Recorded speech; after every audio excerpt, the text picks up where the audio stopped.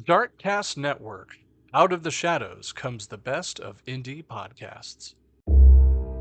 Darkcast Network. Indie pods with a dark side. Hello, I'm Jackie Moranti. I host Cause of Death 100 Seconds to Midnight, and I'll be your guide for this special Darkcast Network event as we embark on our cruel summer part 1. Summertime. Usually it's about vacations, like going to the beach, cooling down in the swimming pool, and lots of ice cream. These are much different scenarios than what we see a few months later in autumn. The fall months bring us an array of leaf colors, pumpkin spice everything, and spooky season. For all of us here at Darkcast Network, spooky season is a year-round event, which is why we would like to present to you A Cruel Summer.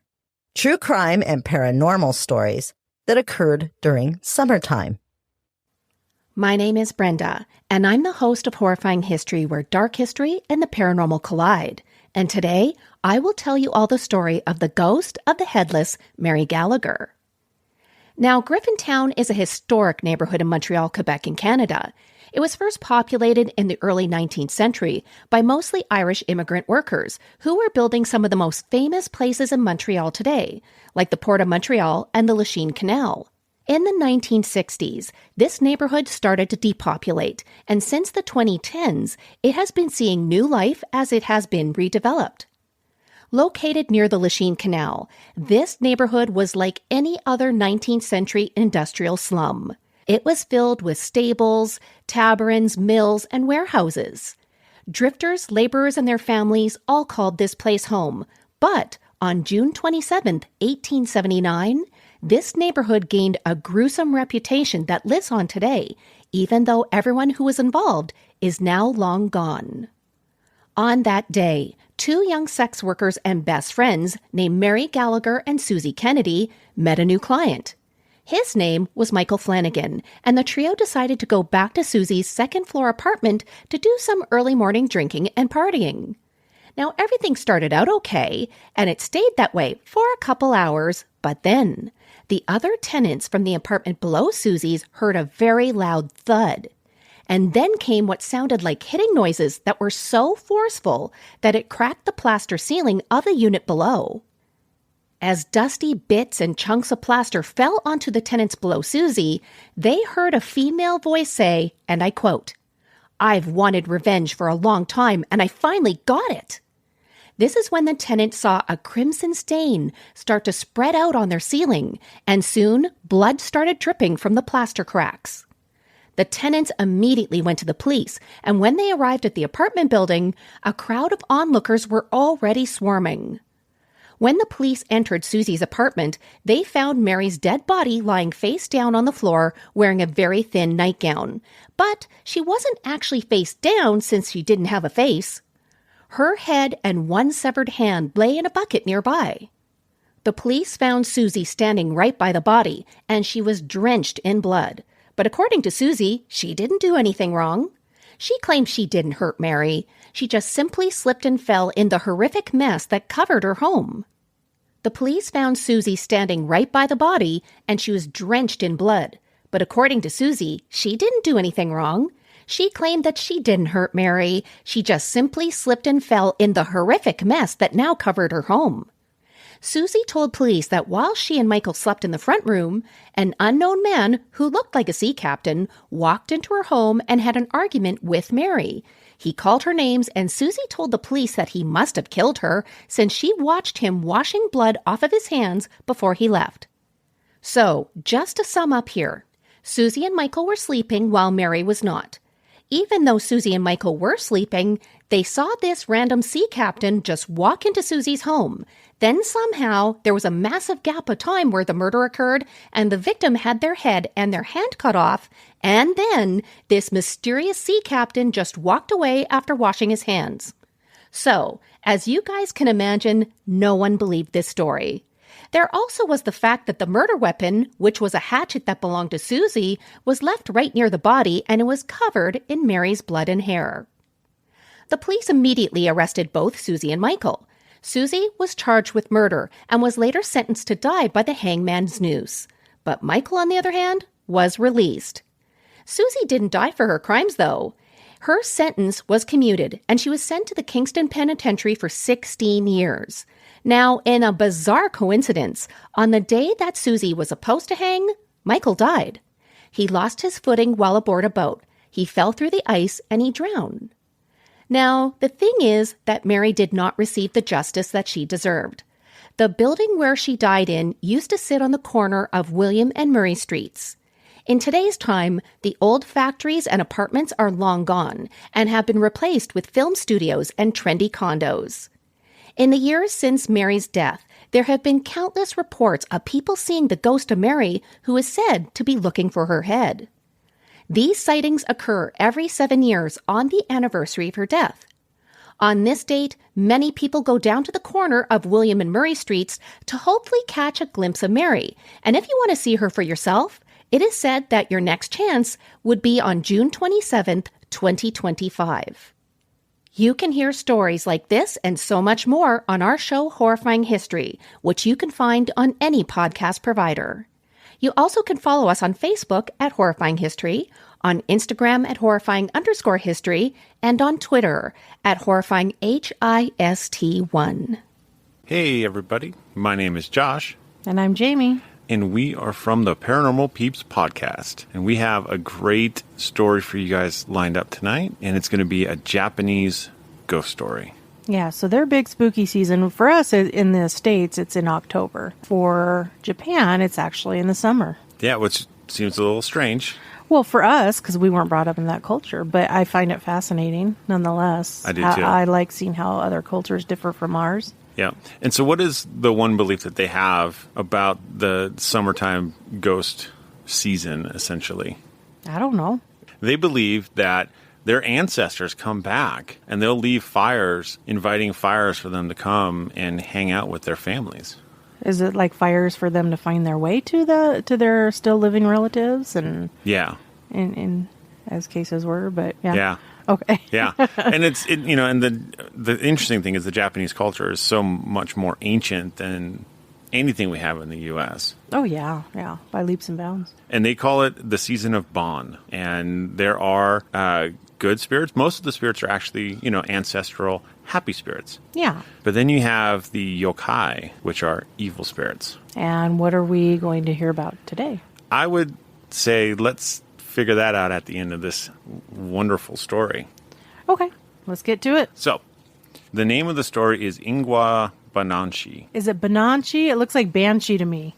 It looks like Banshee, but I don't think it's spelt the same way. So we'll just say Banshee. That's fine, too. It actually essentially translates into the Tale of Ingwa. Okay. So maybe it's Banshee. I mean, it's kind of have Banshee-like characteristics, so. Okay, well, let's get straight to it then. The daimyo's wife was dying and knew that she was dying. She had not been able to leave her bed since the early autumn of the 10th Bunsai, and it was now the 4th month of the 12th Bunsai, the year 1829, by Western counting, and the cherry trees were blossoming. She thought of the cherry trees in her garden and of the gladness of spring. She thought of her children. She thought of her husband's various concubines, especially the lady Yukiko, 19 years old. "My dear wife," said the daimyo, "you have suffered very much for the 3 long years. We have done all that we could to get you well, watching beside you night and day, praying for you, and often fasting for your sake. But in spite of our loving care, and in spite of the skill of our best physicians, it would now seem that the end of your life is not far off. Probably we shall sorrow more than you will sorrow because of your having to leave what the Buddha so truly termed this burning house of the world. I shall order to be performed, no matter what the cost, every religious rite that can serve you in the regard to your next rebirth. And all of us will pray without ceasing for you, that you may not have to wander in the black space, but may quickly enter paradise and attain to Buddhahood." He spoke with the uttermost tenderness, caressing her the while. Then, with eyelids closed, she answered him in a voice thin as the voice of an insect. "I am grateful, most grateful, for your kind words. Yes, it is true, as you say, that I have been sick for 3 long years. and that I have been treated with all possible care and affection. Why indeed shall I turn away from the one true path at the very moment of my death? Perhaps to think of worldly matters at such a time is not right, but I have one last request to make, only one. Call here to me the Lady Yukiko, and you know that I love her like a sister. I want to speak to her about the affairs of this household. Yukiko came at the summons of the Lord, and in obedience to the sign from him, knelt down beside the couch. The daimyo's wife opened her eyes and looked at Yukiko and spoke. Ah, here is Yukiko.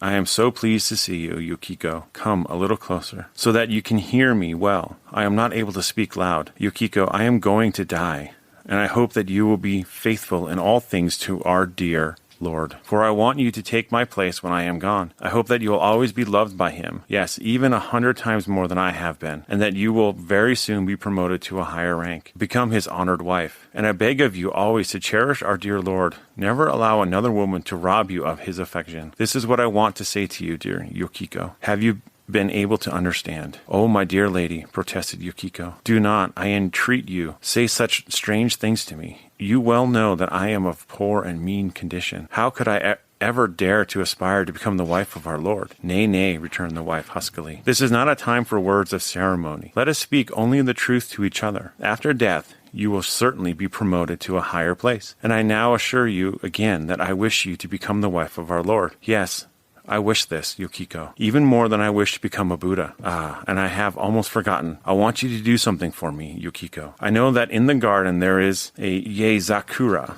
which is brought here the year before last from Mount Yoshino in Yamato. I have been told that this is now full bloom. I want to see it in flower. In a little while I shall be dead. I must see the tree before I die. Now, I wish you to carry me into the garden at once, Yukiko, so that I can see it. Yes, upon your back, Yukiko. Take me upon your back. While thus asking, her voice was gradually becoming clear and strong, as if the intensity of the wish had given her new force. Then she suddenly burst into tears. Yukiko knelt motionless, not knowing what to do, but the Lord nodded assent. It is her last wish in this world, he said.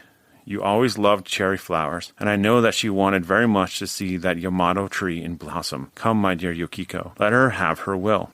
As a nurse turns her back to a child, the child may cling to it. Yukiko offered her shoulders to the wife and said, Lady, I am ready. Please tell me how I can best help you. Why, this way, responded the dying woman, lifting herself with an almost superhuman effort by clinging to Yukiko's shoulders. But as she stood erect, she quickly slipped her thin hands down over her shoulders, under the robe, and clutched the breasts of the girl, and burst into a wicked laugh. I have my wish, she cried. I have my wish for the cherry blossom, but not the cherry blossom of the garden. I could not die before I got my wish, and now I have it. And oh, what a delight. And with these words, she fell upon the crouching girl and died. The attendants at once attempted to lift the body from Yukiko's shoulders and to lay it upon the bed. But strange to say, this seemingly easy thing could not be done. The cold hands had attached themselves in some unaccountable way to the breasts of the girl, appearing to have grown into the quick flesh. Yukiko became senseless with fear and pain. Physicians were called. They could not understand what had taken place. By no ordinary methods could the hands of the dead woman be unfastened from the body of her victim. They so clung that any effort to remove them brought blood. This was not because the fingers held. It was because the flesh of the palms had united itself in some inexplicable manner to the flesh of the breasts. At that time, the most skillful physician in Tokyo was a foreigner, a Dutch surgeon. It was decided to summon him.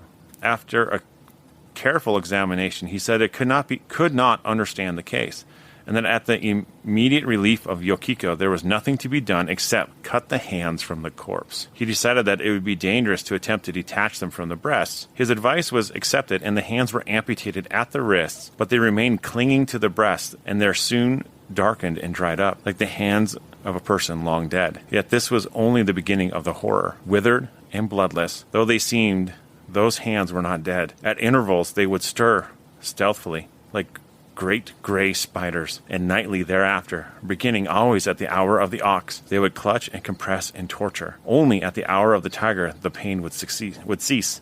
Yukiko cut off her hair and became a mendicant nun, taking the religious name of Dasetsu, and she had a mortuary tablet made bearing the kamio of her dead mistress, and this she carried about with her in all her wanderings, and every day before it she humbled, besought the dead for pardon, and performed a Buddhist service in in order that the jealous spirit might find rest. But the evil karma that had been rendered such an affliction possible could not soon be exhausted. Every night at the hour of the ox, the hands never failed to torture her, during more than 17 years. According to the testimony of those persons to whom she had last told her story, when she had stopped for one evening at the house of Naguchi Tengo Zayamon, in the village of Tanaka in the district of Kawachi in the province of Shimotsuki. This is the third year of Kokwai, which is 1846. Therefore, nothing more was ever heard of her. So basically, this dying woman, this dying wife, was jealous, and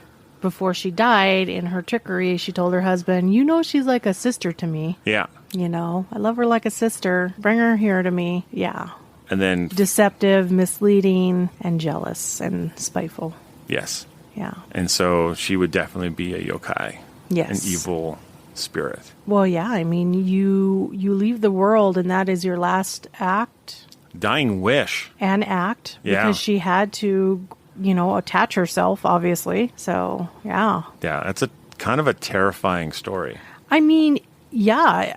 I mean, we're so used here, especially here in the States, we're so used to these, scary movies and haunting tales, and they're much more graphic. They're, but, and I've said this before on a handful of occasions, if something like this happened to you in real life, would you not be terrified?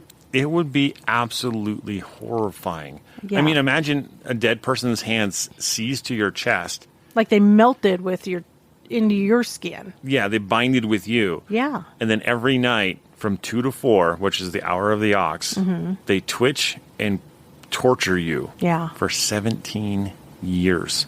Yeah. How do you not go insane? That's a very good question. I think I would cut off my breasts. Yeah. Yeah. But what if that didn't work? Well, that's even more terrifying. That's a terrifying thought as well. So, yeah, everybody check us out on the Paranormal Peeps podcast. We are part of the Darkcast network. And as always, stay ghosty, my peeps. Hey there, this is CJ, host of Beyond the Rainbow, True Crimes of the LGBTQ+. Regardless of your gender or sexual identity, Beyond the Rainbow was made for listeners from just about all walks of life. As well, I'm the founder of Darkcast Network, and I feel so honored to be working with the fantastic shows of our network. The case I have for you this cruel summer takes us back a bit to the Bill Clinton administration. While many may believe inserting a cigar into Monica Lewinsky's hoo-ha might have been the dumbest thing Clinton did in office, I'd have to disagree. I personally believe the military's don't ask, don't tell is what took the cake. While the law was enacted in 1993 to protect gay and bisexual military personnel, it did nothing more than disallow them to live their truth, and it put a bigger target on their backs. The law basically stated if you're gay or bi and a member of the military, you're banned from telling anyone. At the time, thousands of LGBTQ people served to defend the United States and our freedoms.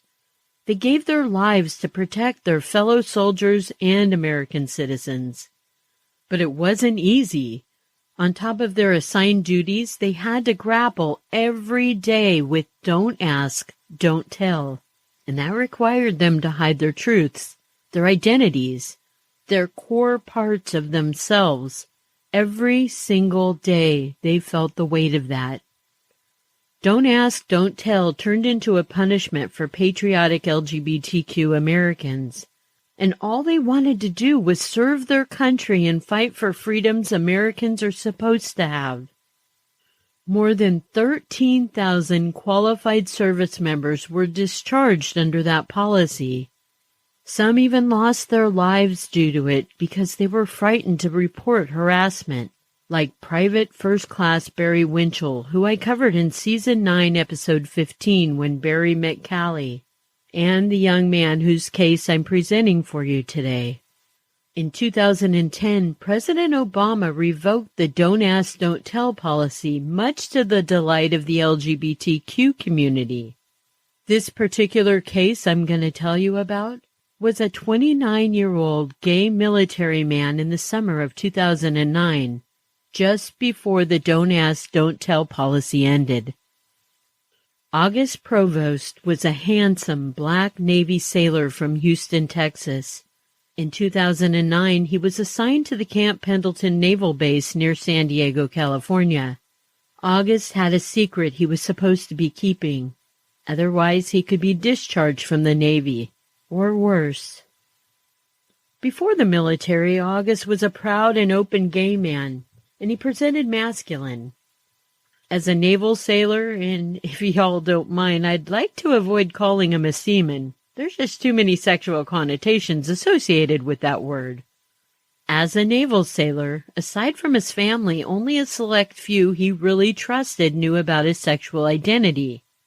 Friends and family described August as a harmonious man, non-judgmental, fully accepting of just about everyone, no matter their sexual or gender identities or ethnicities. August was also very loving, and he had a beautiful, contagious smile. The beginning of June 2009, however, he was being bullied at his naval base. August complained to the members of his family that he was being harassed by a fellow sailor that knew he was gay. His sister told him to report the other sailor to his commanding officer, but with the Don't Ask, Don't Tell policy in place, August was reluctant to do so. Instead, August, who was non-confrontational most of the time, he just sat on the harassment and let it happen. The night of Tuesday, June 30th, 2009, August had taken his post in the guard tower at Camp Pendleton. At some point, his killer had also gained entry to the tower and confronted August. Then his killer shot him multiple times, leaving August to die at his sentry post. The killer left the tower, and he tried to set it ablaze to hide the evidence of the murder. August's body was found the following day on Wednesday, July 1st, 2009. While many of August's family and friends felt August was the target of a hate crime for being gay, his commanding officer and other military personnel didn't believe this was the case. They seemed to think it was coincidental, and since he was murdered while on sentry duty in the tower, had any other soldier also been assigned to that detail that night, they too would have been murdered in the same manner. But a military investigation into August's murder ensued, and the next day another sailor was arrested and placed into the Navy's custody in the brig of Camp Pendleton. There was strong evidence against 32-year-old Petty Officer Jonathan Campos. The Navy felt Jonathan, who'd been pulled over for a driving under the influence charge earlier in June, they felt like he was retaliating for any punishment he received for the DUI. They also believed that he planned to set fire to the watchtower regardless who was in it, and when he came across August, he stole his gun and fatally shot him. However, many others surmised Jonathan was hiding insecurities about his own sexual identity, and that he killed August to keep everyone from finding out he too was gay or bisexual. Simply put, Jonathan thought August was going to out him, but there's no concrete evidence for either theory. Friday, July 31st, 2009, military police checked on Jonathan in his holding cell around 12:20 p.m. He was checked on less than an hour before this, and everything seemed fine. But during this 12:20 check, Jonathan was unresponsive and he was rushed to a hospital where he was pronounced dead. Jonathan had taken his own life via self-asphyxiation. He had stuffed into his mouth and ingested an incredible amount of toilet paper, and this caused him to suffocate. The completion of suicide left many to believe Jonathan had killed August in order to keep his secrets about his own sexual identity. It's unknown whether Jonathan and August had something sexual going on with one another. August did have a boyfriend back home in Texas at the time of his murder.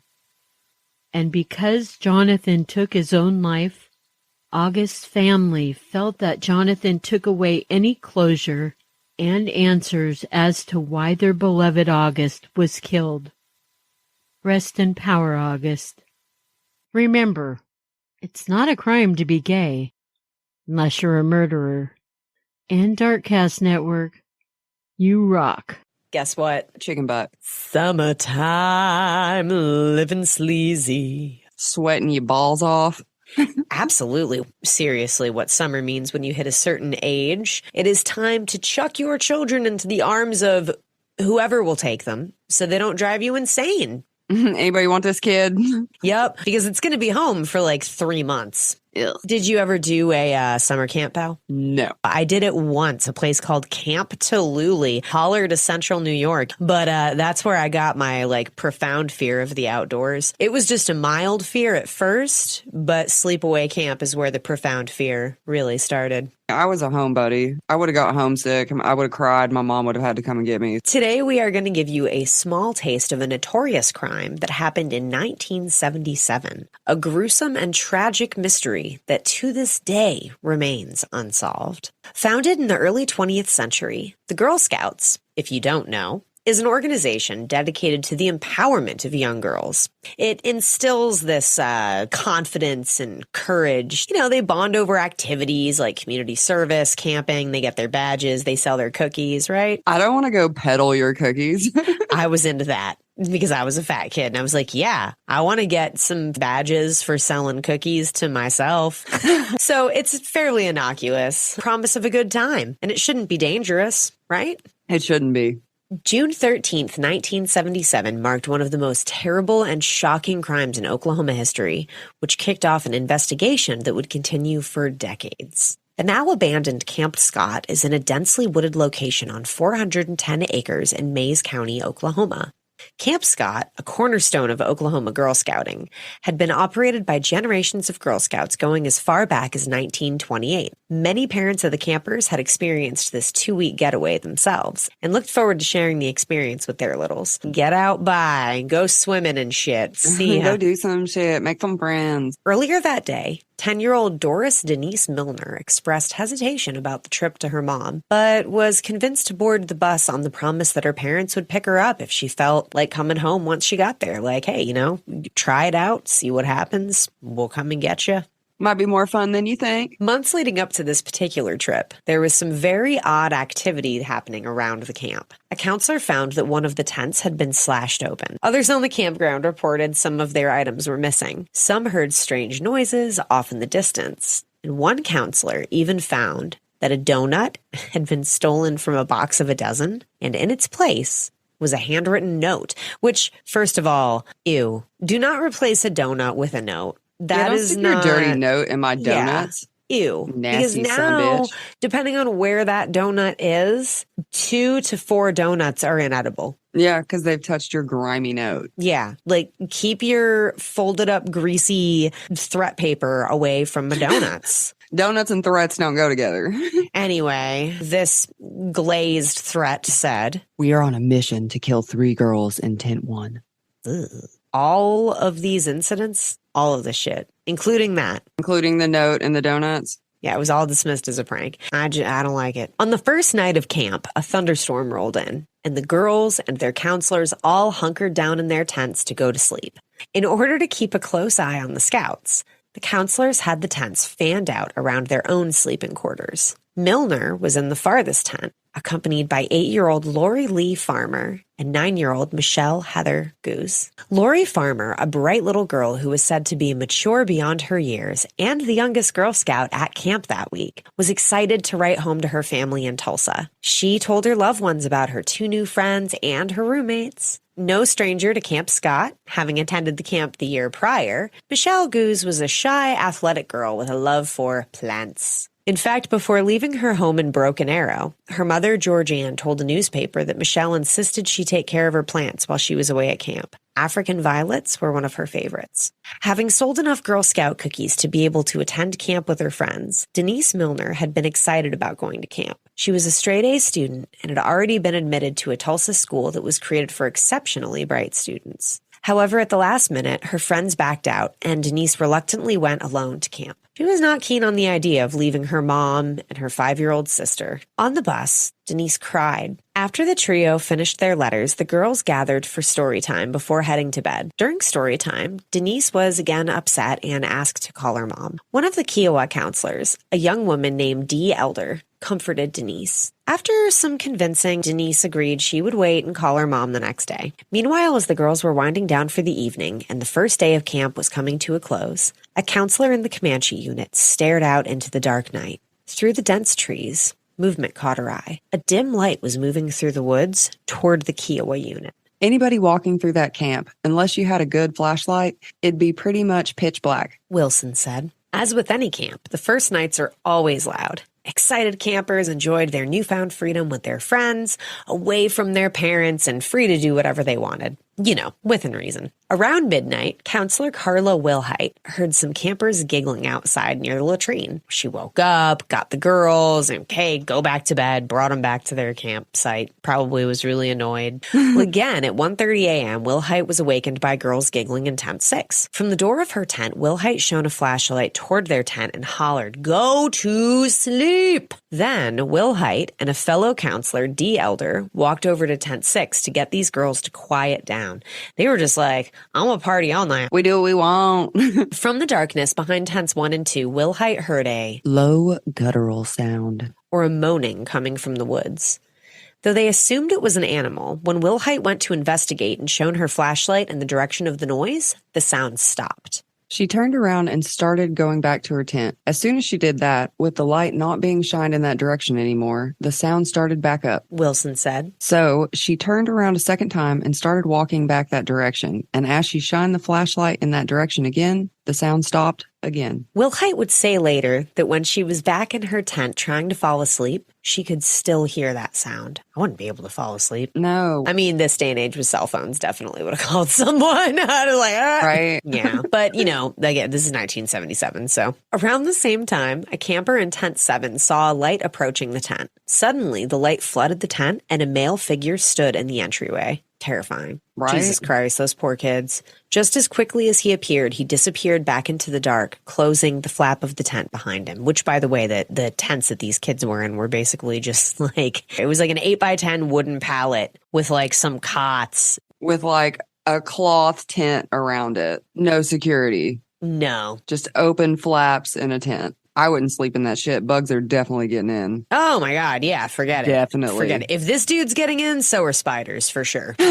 One camper said they heard a scream in the night, and another camper said they heard someone crying for their mama. That Aw. would also, I mean, that makes me so sad. Oh my God. Yeah, me too. The next morning, the sun rose on another day at Camp Scott. This morning probably promised to be pretty cool, I would imagine. I mean, those kids spent all night during a thunderstorm, like getting to know each other and like bonding. It makes me sad to think that this is how they like woke up the next day. Woke up to a nightmare. Wilhite woke early around 6 a.m. to get into the shower before the other campers woke up. As she headed out of her tent, she spotted what appeared to be sleeping bags a little way away. When she approached, she realized it was 3 sleeping bags sprawled across the ground. 2 of the sleeping bags were zipped closed, but one was open. Milner, Farmer, and Goose lay dead on the trail, about 150 yards from their tent.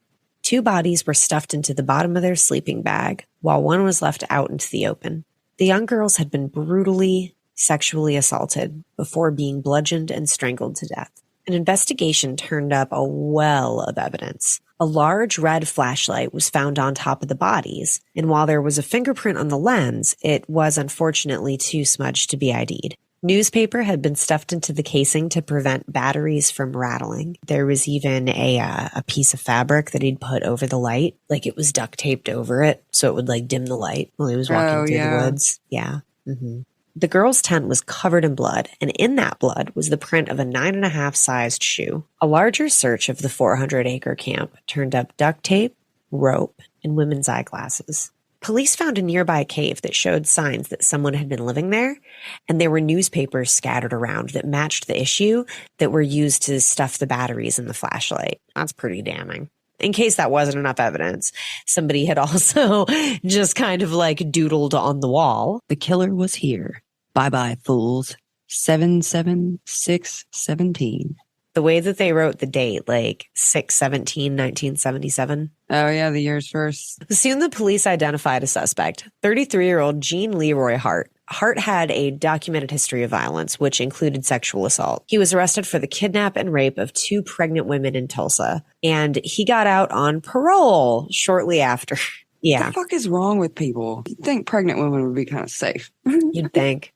Oh, he was in and out of jail. Burglary charges. Managed to escape in 1973. Escaped fucking jail. Like, just got out. Well, it was the 70s. It was the 70s. He probably had a damn poster of some bikini-clad sweetheart in his cell. Yeah, with a big hole behind it. Yep. Tunneled his way through a river of shit and came out clean on the other side. Well. No, fuck this guy, though. This guy really did do the things, I think, that he was accused of. Anyway, he was a member of the Cherokee Nation, and tensions began to mount as the police focused their search on him. Hart was eventually arrested, though the sheriff at the time said he was 100% certain of his involvement. Hart was acquitted in 1979 when a jury unanimously found him not guilty of murdering the girls. Yeah, because apparently the whole town loved this guy. Yeah. And there were a lot of people that were like, nah, he couldn't have done it. DNA testing has come a really long way, and recently they have linked him. Like, I think it was 2022. They were able to confirm Hart's involvement. So it kind of sucks. Like, he didn't serve time for that. He didn't go to prison for killing the girls, but he did have 305 years to serve for his prior sentences for raping pregnant ladies and escaping from prison. In June of 1979, he died of a heart attack in the prison exercise yard. Yeah, wasn't long. He had a heart attack. He done got murdered. And then people found out what he did, and they were like, we don't take too kindly to child molestation, and they killed him. 'Tis possible. Eventually, Camp Scott was shut down. Alleging negligence, 2 of the victims' families sued the Magic Empire Council, which ran the Girl Scouts of Eastern Oklahoma, for $5 million. Jurors voted 9-3 in favor of Magic Empire. Attorneys claimed that scouting officials showed an unbelievable lack of caution and alertness. Despite numerous incidences, which should have prompted them to improve camp security, there's all these things that were going on for years prior to this incident, and they just gave one of the counselors, an underage counselor, a gun and was like, yeah, just defend the camp. Just shoot him. Yeah, just like, holy shit. The 70s in Oklahoma. Just shoot him. Richard Goose, the father of Michelle Heather Goose, helped the state legislature pass the Oklahoma Victims Bill of Rights. He also went on to found the Oklahoma Crime Victims Compensation Board. Lori Lee Farmer's mother, Sherry Farmer, founded the Oklahoma chapter of the Parents of Murdered Children Support Group. There's never any good that comes out of anything like this, but time has gone on. It's been like 45 years and people are still feeling the effects of it. And if you want to take an even deeper look at this disturbing case, Hulu actually did come out with a documentary called Keeper of the Ashes, the Oklahoma Girl Scout Murders. It is hosted by superstar celebrity Kristen Chenoweth. Chenoweth said of this incident that occurred as an 8-year-old girl to children that she vaguely remembers passing in the hallways of school, quote, "This happened. There's no closure. There's no pretty red bow at the end. And when I think of those 3 girls, I wonder, what's the best way to honor them? And that's why I've come back home to find answers once and for all and make it about me." It has to be seen to be believed, honestly. It's very self-congratulatory about her survival of something that she wasn't even she wasn't even there for. Joanna Wright, a girl who was legitimately affected by this nightmare, almost chose tent number 7 in the camp's Kiowa unit, but ultimately chose another tent. I just didn't like the location. She said. There were a lot of woods around it, and I just didn't like it. I wouldn't have liked it either. Got some vibes. That camp was set up weird, and those poor kids were like the furthest away from any kind of authority figure, authority in quotation marks, because they were teenagers, but they were the furthest ones away. The counselors were in the middle, and then the campers fanned off out to the side, and so there were 2 tents that were like super crazy far away from any kind of assistance. Absolutely. The tent the furthest away have the least amount of kids in there. Like, if there was a free space, a counselor should have gone in there. Right? They could just give them a gun. I mean, yeah, just give them a gun. Fuck it. They'll be fine. I'm an 8-year-old. Here, have a gun. Here's a handgun. You know how that works, right? Yeah, you do. You're from Oklahoma. It's fine. They were Oklahomians. Oklahomies. I hope that's what they call themselves. They better. Creepy Tapas. Check us out wherever you listen to podcasts, guys. We have all kinds of cool stuff. Thanks for listening, y'all. Thanks, y'all. Bye. Bye. Hey there, friend. My name is Keely. I'm the host of Misty Mysteries, a true crime and paranormal podcast that brings you ghostly spooks and chilling crimes every Wednesday. Today I'm telling you about the well-known case known as Lady of the Dunes, a former Jane Doe case, but still unsolved homicide. In the morning of July 26, 1974, a 12-year-old girl named Leslie Metcalf was playing outside with her dog in Cape Cod, a Provincetown, Massachusetts, when she noticed her dog had taken off. She went off to search for her pup. She only walked 100 yards when she reached the Race Point sand dunes, where she heard her dog barking and decided to follow his barks. Following his barks, she found him barking at the decomposing remains of a woman. The woman was found naked, lying face down. Half of her body was on a green beach towel, as if she had been sharing the towel with a friend. Her head rested on regular blue jeans and a blue bandana that had been folded and was covered in blood. She had green eyes and auburn hair. Her toenails had been painted a pink color. Her hair had been tied back with a golden flaked hair tie, but her ponytail had been very disheveled. She was determined to be between the ages of 25 to 40 years old. She was 5 foot 6 inches, but initially police believed her to be 2 inches taller at 5 foot 8 inches. She weighed 145 pounds with an athletic build, and though some of her teeth had been missing, presumably taken by her killer, it was determined she had expensive dental work done, including crowns ranging between $5,000 to $10,000. When her remains were found, it was believed she could have been deceased anywhere between 10 days to 3 weeks, but it wasn't hard for police to mark her death a homicide. Her hands had been removed at the wrist and taken from the scene. Teeth were taken from her mouth, and she had been nearly decapitated. Her cause of death was from blunt force trauma that caused the left side of her skull to be crushed. Police believed she either knew her killer or was asleep when this attack happened, because the scene showed no signs of a fight. On the scene, very little evidence to basically none was found. What was found on scene were footprints approaching her remains and stopping a few yards away. Then, 50 yards from her, were tire tracks that led to the dunes.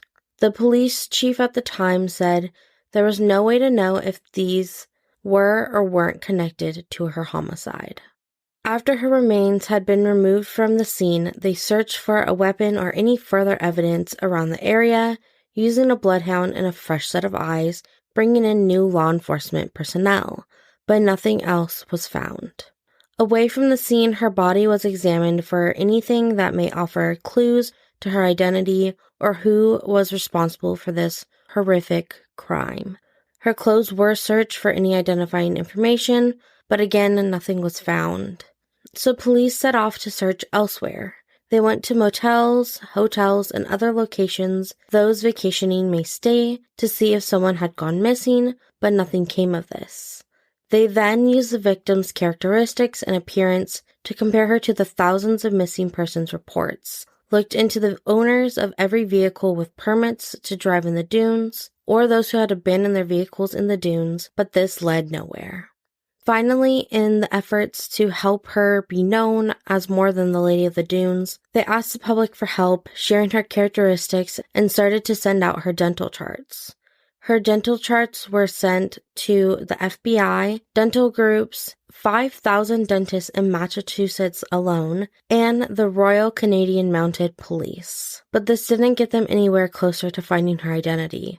Without any solid leads to her identity or her killer, she was laid to rest in St. Peter's Cemetery in Provincetown with a grave marked Unidentified Female. For 48 years, she was known as the Lady of the Dunes, while police worked to identify her, using her skull to create sketches and exhuming her body for DNA. After 48 years laid to rest without her identity, the Lady of the Dunes was identified in October of 2022 as 37-year-old Ruth Marie Terry. Ruth was married to a man named Guy Rockwell. Guy was an antique dealer who was suspected of the deaths of his previous wife and stepdaughter in 1960. Knowing that Ruth is the Lady of the Dunes, the investigators are now looking for more information about Guy, although he did pass away in 2002 in California. And they're looking for more information on her time in Massachusetts before her death. If you want to hear more about Ruth, in-depth details of this investigation, including theories of her possibly being a background in the movie Jaws, or a false confession of a serial killer, you can check out the longer and way more detailed coverage of this case on the Misty Mysteries podcast. I hope you join me soon. Until then, I hope you have a safe and cruel summer, and you enjoy all the rest of the stories from my Darkcast friends. Hello everyone, my name is Sinister Steph, and welcome to the Darkcast Network's Cruel Summer episode. Today I wanted to share a little sinister summer story with you. Unfortunately, bitter custody battles between parents are a tale as old as time. However, the battles that are taken much further than a court of law are thankfully a little less common. During the summer of 2011, 27-year-old Laura Jean Ackerson was going through a terrible fight for custody of her toddler sons Grant Hayes IV and Gentle. Her ex-boyfriend Grant Hayes was making life hell for her. The two had joint custody over the children, but that wasn't enough for greedy Grant. He had already moved on with another woman named Amanda, and they were married in 2010. Shortly after they were married, Grant and Amanda welcomed a new baby of their own. So why couldn't Grant just leave Laura alone? She was a fantastic mother, very loving and nurturing, but for some reason Grant seemed determined to try to take any happiness away from Laura that he could. In spite of all this, Laura was really trying to move on with her life as well, but it seemed like every time something positive would happen for her, there was Grant, a big gray rain cloud looming over her head. Laura lived in Kinston, North Carolina, and worked successfully in the marketing industry. She was well liked for her cheerfulness by just about everyone who came in contact with her. On July 12, 2011, Laura was emailed by Grant to come visit their boys on Wednesday, July 13th after her work. But in order to make the visit, Laura would have to go to Grant and Amanda's apartment in Raleigh instead of meeting at a neutral site like a family restaurant. Laura, however, would never miss the opportunity to see her children, and I can identify with that, so of course she said that she would be there. She was supposed to be present for a conference call with a coworker later that evening for work, but she missed it. Her coworker did know that Laura was going to Raleigh to visit her kids for a bit, but Laura missing the phone meeting still worried her a little bit. 2 days later, on July 15th, Laura was due to pick up the boys for her parenting portion of the week. However, she never showed. On July 18th, that same coworker I previously mentioned reported her missing because Laura had still not shown up for work, and it had been now several days that she could not be reached. A few days after she was reported missing, Laura's car was found in the parking lot of an apartment complex that her and her boys used to live in with Grant when they were all together. The complex was in Raleigh. On July 24th, Laura's remains were discovered in Richmond, Texas. She had been dismembered. Her body parts were located in 3 different spots in a creek, and because of the grueling summer heat in Texas, the decomposition of her remains had settled in rapidly, making it nearly impossible for the medical examiner to determine exactly how Laura had been killed. It was finally ruled as undetermined homicidal violence, but their final findings suggested she either succumbed to asphyxiation or blunt force trauma to her neck. Investigators had their work cut out for them.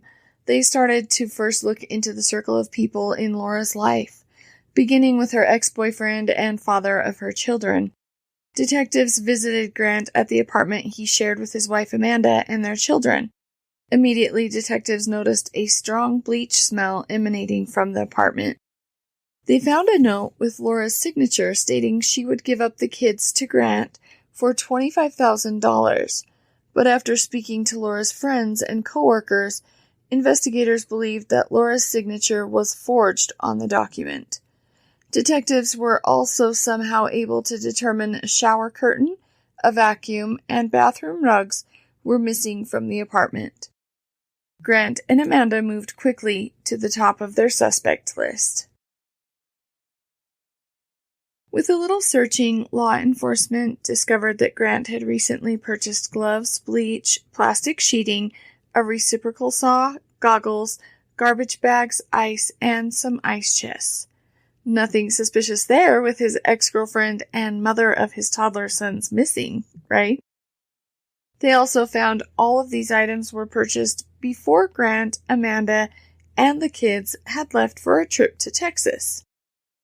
After arriving in Texas, Grant purchased some bottles of muriatic acid and was seen on a home improvement store's surveillance doing this. Amanda was seen on video footage dumping some of those empty bottles of muriatic acid near her sister's residence. There were also witnesses that could place Grant and Amanda near the creek in Texas where Laura's remains were found. Detectives surmised that Laura was murdered in Grant and Amanda's apartment. The couple dismembered her with the reciprocal saw, and her body parts were stored in the ice chests. When none of the couple's previous attempts to dispose of Laura's body were effective, they rented a U-Haul and drove to Richmond, Texas, where Amanda's sister lived. In Texas, they had tried to dissolve Amanda's body in the muriatic acid, but they were again unsuccessful. So the couple rented a boat and dumped Laura's remains in Oyster Creek, where alligators were prevalent. Grant and Amanda hoped that alligators would eat all of the evidence, but thankfully the alligators were non-compliant with the couple's plan. Grant and Amanda Hayes were arrested on first-degree murder charges, and as often happens when couples are arrested together for crimes, they turned on each other pretty quickly. Amanda insisted that she was fearful of Grant, and he threatened her if she didn't help him. Grant insisted that Amanda had strangled Laura to death, but it was an accident. I don't know how you accidentally strangle someone. 2 years later, in 2013, Amanda and Grant would have separate trials. Amanda's defense was once again that she was coerced by her violent, scary husband to play a part in the murder of Laura. Her defense team painted Grant as a classic sociopath who murdered Laura without Amanda's knowledge, and then Grant tricked Amanda into the trip to Texas to dispose of Laura's body parts. Amanda's sentence was lowered from first-degree murder to second-degree murder. Before the end of the court proceedings, Amanda apologized to just about everyone. Laura's family, her sons, Grant's family, the courtroom. The judge told her she most likely could have saved Laura's life, but had chosen not to. Amanda was found guilty, and by the time her trial concluded in February 2014, she was sentenced to a 13 to 16-year incarceration. She received an additional 20 years for tampering with evidence and trying to feed Laura's body parts to alligators. As soon as her trial was over, she served Grant with divorce papers. Imagine that. Grant's trial went a little differently. After introducing over 500 pieces of evidence and interviewing 47 witnesses on the stand, the prosecution played the jury a song. What I haven't mentioned yet is that Grant was a musician. His stage name was Grant Hayes, Haze. The song they played was written and recorded by Grant himself, now the defendant in his own trial.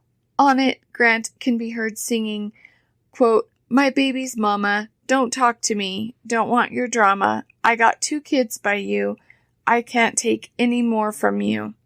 I put a price tag on your head, you must have told your attorney I got intentions on killing you. You must have told your attorney I got intentions on killing you." End quote. Other verses of the song are, quote, "Give in to me, I want it all. I want your scream, I want your crawl. I'll make you bleed. I'm not the one to make you scream, I'm just the one to make you bleed. Don't raise your arms, you can't stop me. I'll put my hands on your throat and squeeze." End quote. He titled the song Broomstick Rider, which of course in itself seems like a reference to his ex being a witch. This song isn't really a ballad, as you can imagine. It has more of a hip-hop rap vibe to it, and it's actually still available to hear on YouTube, but I wouldn't recommend it. It's not a great song. After the song was played, the prosecution rested its case, which was probably a great place to rest. Grant had pretty much said it all in his musical verses, and it didn't seem metaphorical at all. The jury came back with a guilty verdict. Grant was sentenced to life in prison without the possibility of parole. And that, my friends, concludes my cruel summer story with Darkcast Network and the disturbing murder of Laura Ackerson. Thank you for listening to Sinister Story Hour and all of my other favorite podcasts from the Darkcast Network. We wish you a sinister summer. Well, if I wasn't sweating from the heat, I'm certainly sweating from the variety of chilling tales just told. Tomorrow we'll release part 2 of our Cruel Summer Tour. Be sure to join me back here, and in the meantime, be careful out there. Real life is spooky.